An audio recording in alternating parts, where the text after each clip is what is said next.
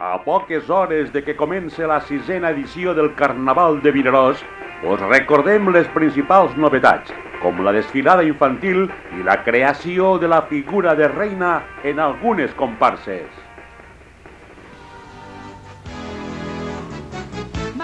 Ja no queda res per inaugurar el nou recinte de les casetes, una important novetat que canviarà per sempre el nostre carnaval. I no ens oblidem que ja tenim Regina dos Santos instal·lada a Vinaròs per presentar la gala de les reines de demà. Aquest any la presentació de Reines torna a la plaça de Bous, presentat pels presentadors de Tela Marinera Carolina Ferrer i Eduard Forest.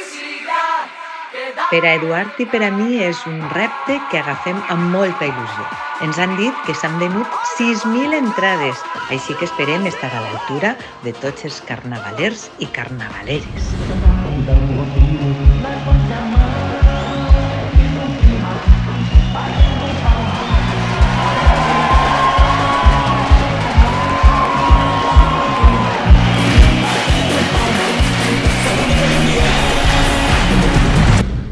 Señorita Ferreres, ¿se puede saber por qué lleva usted ese pañuelo verde fosforito?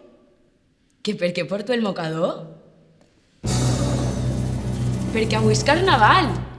Perquè en unes hores arribaré a casa, me posaré la blusa de la comparsa i no me la llevaré en 10 dies. Saps quan fa que espero la presentació de les reines? Quan sortiran els presentadors i diran «Bona nit, Vinaròs!»